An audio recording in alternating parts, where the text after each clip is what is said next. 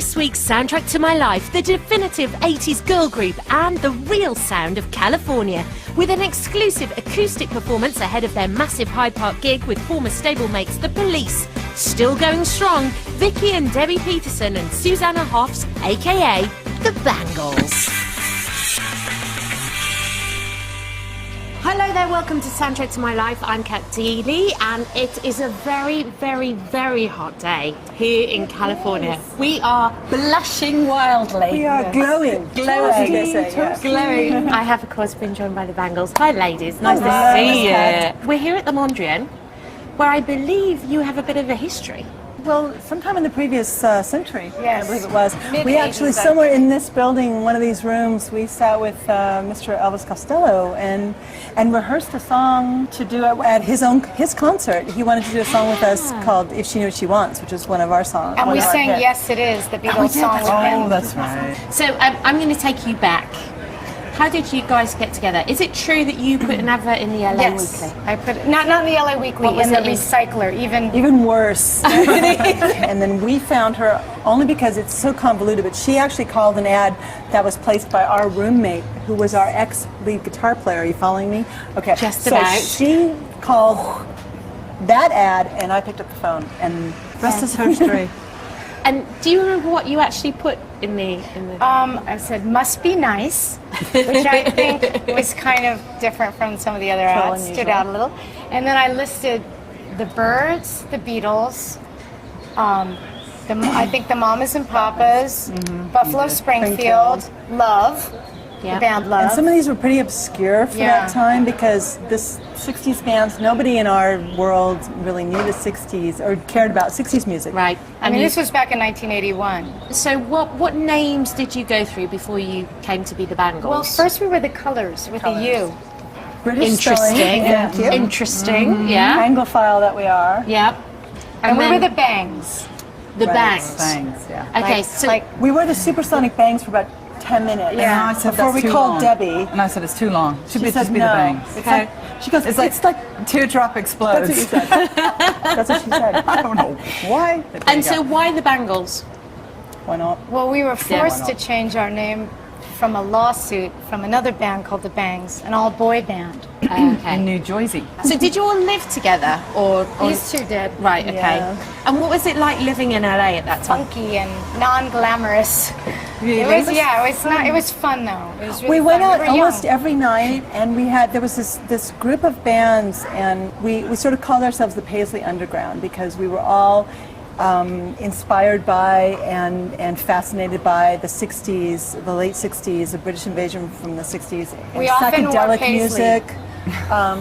And it just, everyone from, and then the Velvet Underground it sort of mixed in with all of that sensibility. And we would go to each other's show. This was like us, it was a band called The 3 O'Clock, The Dream Syndicate, The Rain Parade, The Unclaimed, Green on all the Red. Green on Red, all these great bands who we're still friends with. It was an art scene. That's It really what was.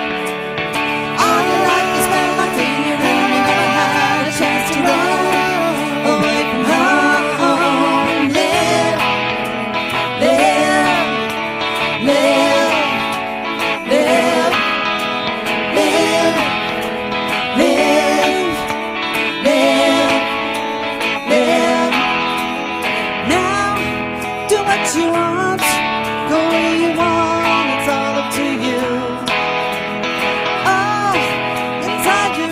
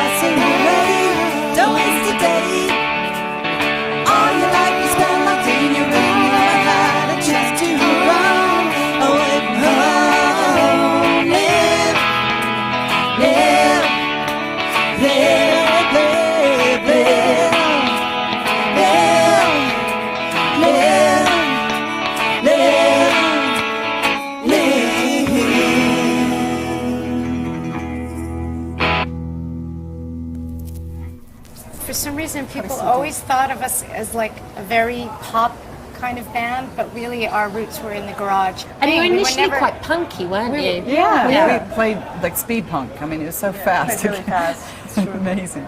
And then you just kind of moved into more of a poppy sound. Well, I think the thing that was always kind of going on at the same time as this sort of rock, you know, guitar and drums with the 3-part harmonies that we would like throw on. Which on top sounds of so all that. LA too, that sound. Yeah. I think. Sort of the It is, mamas and yeah. the papas thing. Yeah. In fact, the first person, Rodney Bingenheimer, who ever played our record, said, "You sound like the mamas and the mamas," you know. And so he totally got that was an influence for us. I think a lot of people would look at the Bangles and go, oh, you know, 4 women, and they're doing a video, and you know, so they're all, you know, they're not hideously unattractive, but can they play their instruments? Probably not.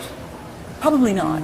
You know, Yeah. But that's the cool thing about you girls. I mean, even when you see you rehearsing or play, it's like 3 chicks with guitars. It's kind of fab. Yeah. You know what I mean? It's fab. I mean, It we wasn't grew up. unusual for us. We grew up within with Bonnie Raitt and you know, within our heads. I think we just Yeah. thought this is normal. This Yeah. is completely normal. Other people would say we- I got a couple of comments like, "Oh yeah, you're not bad for a drummer, for a girl." You for a know? girl. And To us, it really wasn't odd, and why should it be? We were inspired mostly probably by male bands, really, Yes, but we then there were. were women like you're Patti saying, Smith, Patti too. Smith, She was Joni like- Mitchell, Bonnie Raitt. Yeah. Nobody was going to Chrissy argue. Hynde. Right, Chrissy Yeah, Hynde, Chrissy Hynde. who are amazing artists who just did what they did. There was nothing attached to it other than I am who I am, and if I want to be sexual, I'm sexual. I'm not trying to please anybody. I'm just who I am.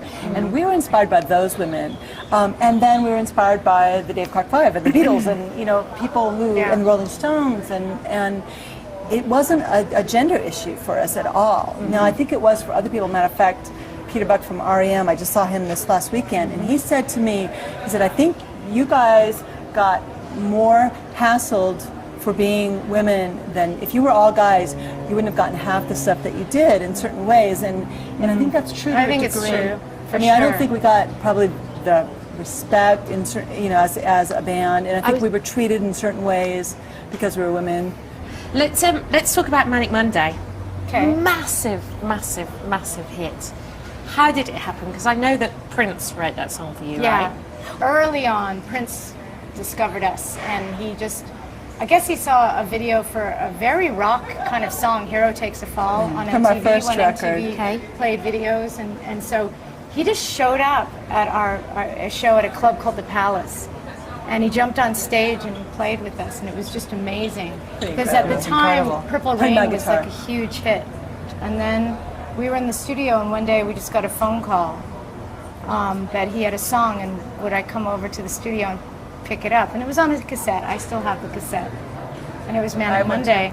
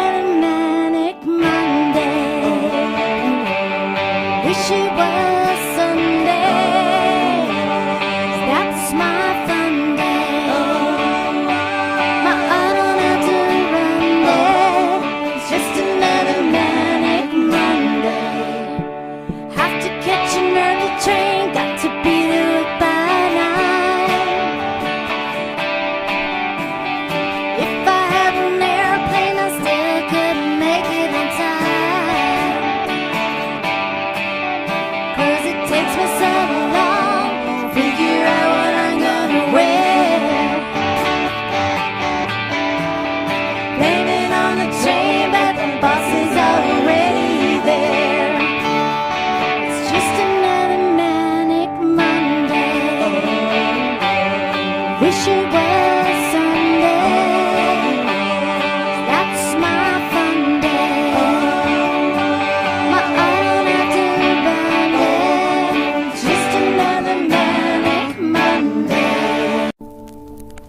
Was it weird for you, that kind of huge success from Manic Monday? Because you didn't really have that much time in terms of an adjustment. We had been sort of paying our dues for so many years. People always think it happens like you become a band and the next day you have a hit. For us, we were on the road for years, actually. We've been touring already pretty extensively. years. Debbie and I had been in the band since we were, 15? young teenagers. It was not an overnight thunderbolt for us. I mean, We sort of really started felt to like- realize it was charting. We were in England, in Europe, doing a tour, right. and we started getting these billboard things sent to us that showed it going up and up and up. I have to say, Different Light in '86 was the first album I actually bought. The first, because an album is like your grown up, it's your first grown up record. Everyone remembers that, right? And it remember had mine. so many hits on it. How do you feel about all those hits? You know, like Walk Like an Egyptian. If you'd asked this question in the 90s, then we might have given a different answer. what would have been the answer in the 90s? Well, I think in the 90s, for me, I was living in New Orleans. I was playing a whole different kind of music with a whole different band. And at that point, I think I even said to someone, I could never play Walk Like an Egyptian again. They'd have to they couldn't pay me enough money to pay for the psychiatric care I would need afterwards in order to do it. By the Nile, we got the money on a bet. Gold crocodiles, they snap their teeth on your cigarette. Foreign types at the hookah, I'd say.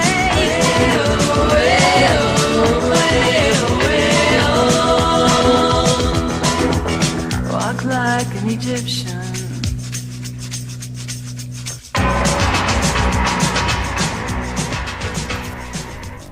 Were you actually quite rock and roll, you lot, or were you kind of? What do you mean?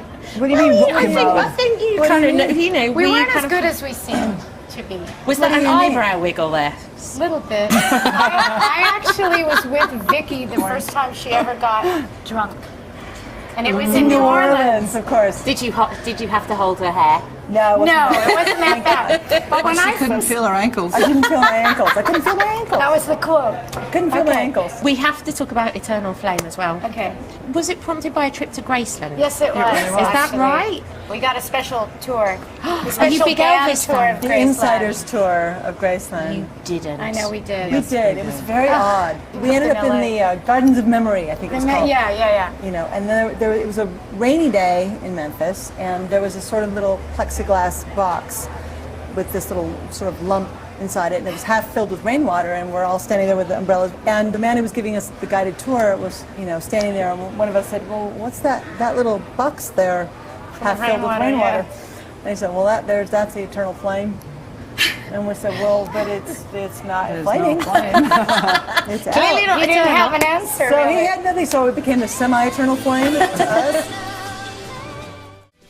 I've actually read reports, correct me if I'm wrong, that you sang that song naked. Yes, I did. Okay, this is another really story. I did win Most Gullible in junior high, And still middle owns school. that title. I did actually Proudly, in the pretty school much. poll or whatever. But David Segerson, who was our producer and a lovely, funny guy, Wonderful man, but he's a man. lovely. Go ahead. told me a story that that he had just worked with Olivia Newton-John, and he said, "And you know what? She sings everything naked, and she gets the absolutely best performances of her Because life she's so, that way." her soul is so free. And I'm like, really? That's what I always used to Really? say. Really? Oh, really? And I'm like, I said, but it's kind of like skinny dipping. Like that feeling like you're being reborn and you're all excited it's like and you that. feel slightly And David's scared going, "Yes, and also that's exactly slightly what it free." is. And I thought should it's a try it. combination of all those feelings. So I did do it, but they made a little, like put a little screen. So they didn't see me. they have couldn't see me. cameras, But they used to hear the sound they would wait for the sound of the clothes ripping off. slipping off. I cannot believe that. That's how But she's so gullible I gullible. really She am. is. She still I'm not is. It's quite. so cute. Am I still? Sort of. Yeah, you are. So you had all this amazing success, hugely, and then you decided to end it. Right. Why? We had enough. Why? The bottom line really was that we did need a break. Yeah. And whether we wanted to recognize it, me or not, Susanna recognized it, And Mickey Michael too. still recognized it, Debbie and I were going, We were kind of going, Yeah. So, it was a little forced on us. odd, and so that sort of shifted into the next this phase, which is where we did go off and do separate things and separate projects, and Babies were born. and babies were born, trying to figure out who we families. were as individuals, Yeah. as opposed to as Bangles. Yeah. And so, how being long at were each you other. separated? About 7 or 8 years. 7 or 8 years. And what was the catalyst to come back together? I think it started I when think it was Suzanne my and I, well, fault. you were It's the one. my fault. She was the persistent one. Yeah, I really calling was. Everybody I like, just- hey, what do you think about, you know? I just, starting this I again? really felt like music had sort of taken a shift, and it was a good time. But now there's still just 3 of you. Yeah. So what happened with Right. Michael? We had sort of like the idea that if any one person really doesn't want to do something, then that's We have it. to We don't honor do that. it. You know what I mean? We made so a there list was never a of feeling. our fears Right. and our wishes for the Yeah, band. exactly. Yeah. And fears was very important to put. Yes. You know, I'm afraid of this happening. I'm afraid of this happening. And Yeah. and then after that was '99. Yeah. We did tour 2000. We started working on songs that we did record and put out in 2003. Yeah. By 2004, I think Michael had decided at that point that she had done enough bangling in her life, basically, and she just wanted to go off and do other things and just sort of not have that. So what is next with you guys? What are you doing next? So we have the 3 of us now. We have Debbie, Suzanne, and I, and so that's the core of the band, the spiritual core of the band, really. Yeah. And we're spending this summer, you know, touring on and off, sort of working in our own way on another record. It's good. We're sort of working new stuff in as we want, and playing, you know, enough of the old hits so that everyone who comes to see a Bangles show feels, you know, really good and gets to hear their favorite song. And So you're going off on tour, going Yes. to London. Yes. What are you most looking forward to about going? Because you've been there before, right? Playing in Hyde Park. Hyde Park, On the same Yeah. stage with the police. With the police. Katie Tunstall, Yes. and you know all these people that we just love. We're so excited about coming back to London. To use your terminology, wishes and fears for the band as it is now. I think my wish is to continue to make wonderful, viable music that inspires us and inspires other people. And fears don't really apply anymore, oddly enough, to me, because We're even doing Retrofest with Boy George. Really? Yeah, I'm not afraid no, of that. No, I'm no, not we're afraid. not fearful of I'm the not 80s afraid of anymore. that. Yeah. Bring on Walk Like an Egyptian. Yeah, bring it Bring it on. on. Well, I hope the tour goes brilliantly Thank for you. you guys. you. And I'm totally going to get that album again from iTunes. Because you know what, it so does. It so triggers so many things Yes, in your head. absolutely.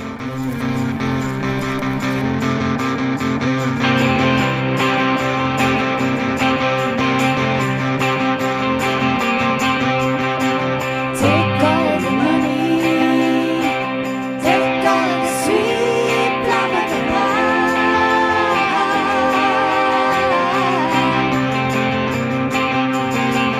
Don't say that you love me. Don't say it's for me. It's a lie.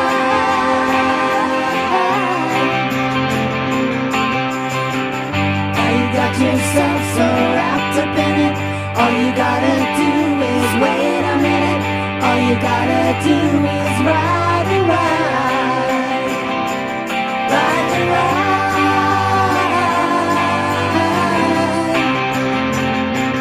Ride and ride.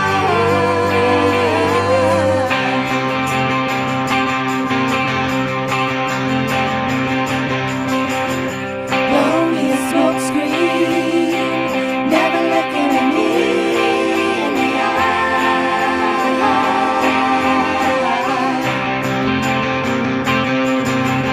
You make it look easy, make it look easy. For someone brave, born to fly.